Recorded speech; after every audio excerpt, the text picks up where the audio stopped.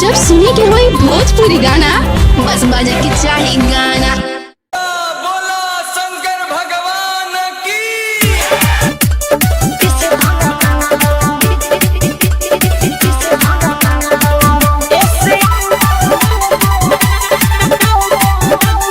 Music by गौरव रोशन।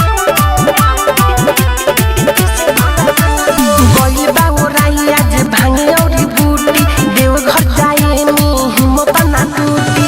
गइल बा ओराई आज भांगे औरी बूटी देवघर जाए में हिम्मत ना टूटी। सुनो एगो पाए हमर गमछाए ही जे बिछाओ ऐसे आओ विसे बोलाओ सिसे सिलम तनी विसे धनकाओ ऐसे आओ विसे बोलाओ सिसे सिलम तनी विसे धनकाओ। डीजे विकास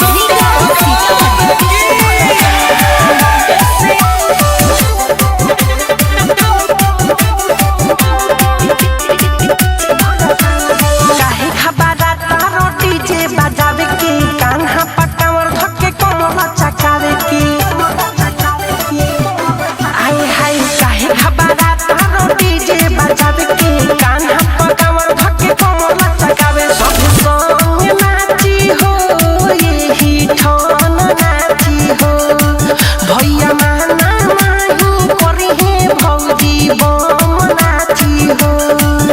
आरी मारी के बादम मारही जे बाटे छाओ ऐसे आओ विसे बोलाओ सिसे सिलम तनी विसे धनकाओ ऐसे आओ विसे बोलाओ सिसे सिलम तनी विसे धनकाओ।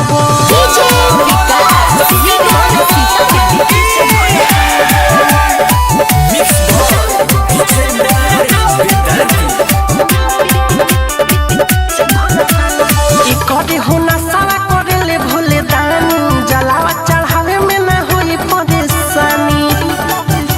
अरे बो करे हो ना सारा करे ले भोले दानी जलावा चढ़ावे में ना होई परेशानी। सुनो संजय सारा की बतिया मान लो ना हो सावन भर पिए खातिर सौरभ ठान लो ना हो।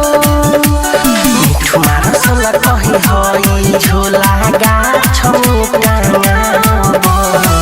ऐसे आओ विसे बोलाओ सिसे सिलम तनी विसे धनकाओ ऐसे आओ विसे बोलाओ सिसे सिलम तनी विसे धनकाओ।